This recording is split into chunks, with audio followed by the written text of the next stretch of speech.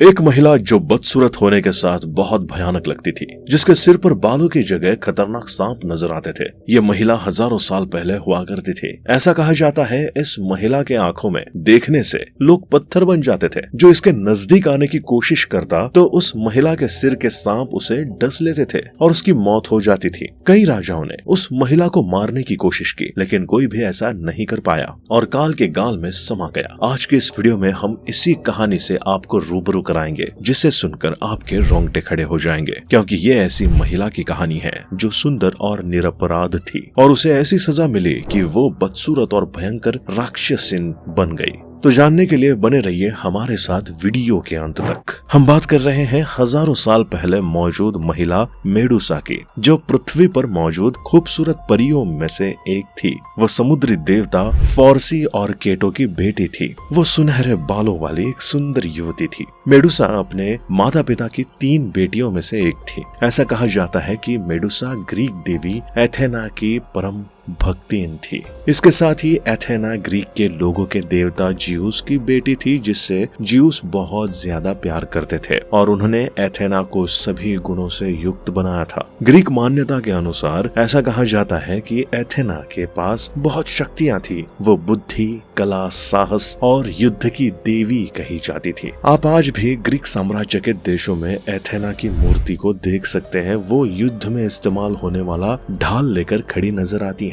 अब आप सोच रहे होंगे कि हम आपको एथेना की स्टोरी क्यों बता रहे हैं, तो इसके पीछे सस्पेंस है, यानी मेडुसा की इस दशा के पीछे एथेना का हाथ कहा जाता है। अब लौटते हैं मेडुसा पर। आपको बता दें कि मेडुसा बचपन से ही बहुत खूबसूरत थी और इसके रूप को देखकर कोई भी मोहित हो जाता था। वो किसी अप्सरा से कम नहीं थी, लेकिन ऐसा कहा जाता है कि मेडुसा किसी को भी पसंद नहीं करती थी। वो सिर्फ देवी एथेना को अपना सब कुछ मानती थी और वो बचपन से ही देवी एथेना की कहानियां सुनती आई थी। जब तीनों बहनें साथ में खेल खेलती थी तो मेडुसा देवी एथेना का रोल निभाती थी। इनके बचपन में एक लड़का भी इनका दोस्त था। आपको बता दें, जैसे जैसे मेडुसा बड़ी हो रही थी, उसकी जवानी खेल रही थी। उसकी सुंदरता इस कदर लोगों पर हावी थी कि लोग उसे देखकर पागल हो जाते थे। लेकिन मेडुसा देवी एथेना के अलावा किसी को भी अपना नहीं मानती थी। जब मेडुसा बड़ी और जवान हो जाती है तो वो पूरी तरह से अपने आप को देवी एथेना के चरणों में समर्पित करने के लिए तैयार हो जाती है। इसके लिए वो देवी एथेना के मंदिर की पुजारिन बनना चाहती थी।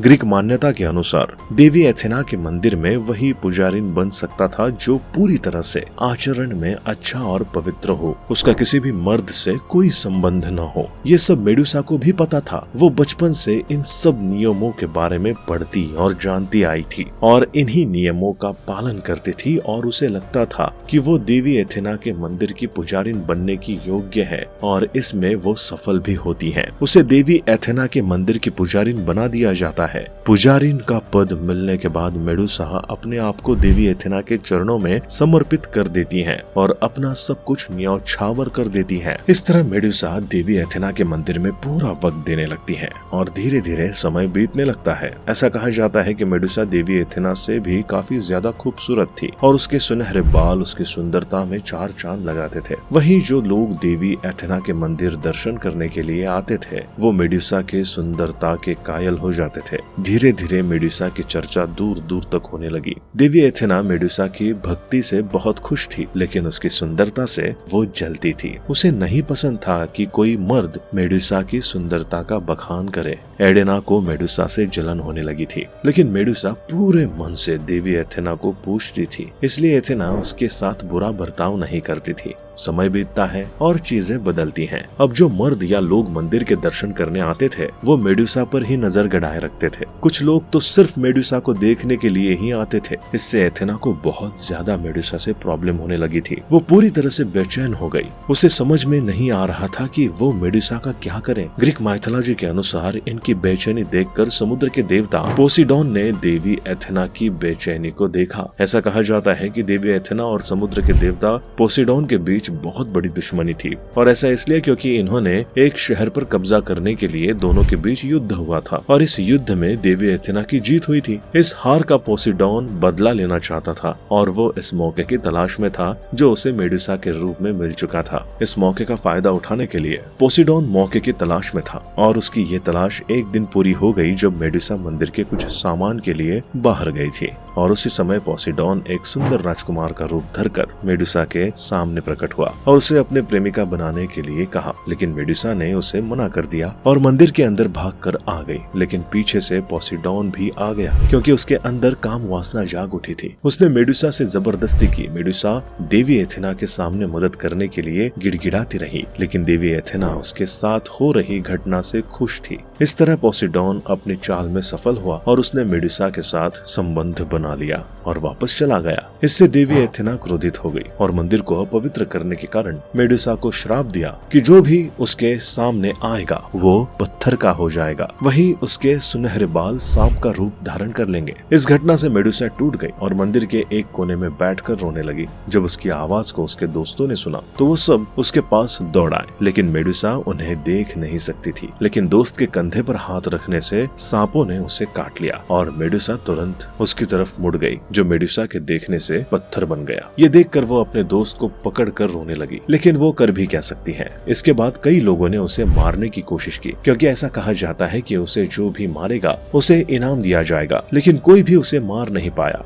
इस तरह वो लोगों से दूर एक दिन एकांत जंगल में चली गई। फिर भी कुछ राजाओं ने उसका पीछा किया, लेकिन सब मारे गए। जहाँ मेडुसा सुंदरता की देवी थी, वहीं वो एक भयानक और अजीब राक्षसी बन चुकी थी। बिना किसी दोष के इस तरह का बर्ताव होगा मेडुसा ने कभी सोचा नहीं था। मेडुसा का खौफ पूरी पृथ्वी पर था। देवतागण भी उससे खौफ खाते थे। कई देवताओं ने उसे मारने की कोशिश की, लेकिन कोई भी सफल नहीं हुआ। ऐसा कहा जाता है कि मेडुसा इस रूप में आने के बाद भी देवी एथेना की आस्था में लीन रही। ये देखकर देवी एथेना को अपने किए कराए पर बहुत पछतावा था कि उसने निर्दोष के साथ बुरा बर्ताव किया है। उसे ऐसा नहीं करना चाहिए था। एक दिन देवी एथेना ने अपनी ढाल देकर अपने पिता के नाजायज बेटे को मेडुसा को मारने के लिए भेजा, जिससे उसे इस रूप से मुक्ति मिल सके। और जिउस के बेटे ने ऐसा ही किया। उसने मेडुसा को मारने के लिए ढाल लेकर चला गया और जहाँ मेडुसा थी वहाँ पर पहुँच गया। ढाल को देखकर मेडुसा समझ गई कि देवी एथेना उसे मुक्ति देने के लिए आई है, और इस तरह जिउस के बेटे ने मेडुसा के गले को काट दिया और उसका सिर लेकर एथेना ने अपनी ढाल में लगा लिया, जो हमेशा हमेशा के लिए उनके साथ हो गई। इस तरह से मेडुसा के जीवन का अंत हो गया।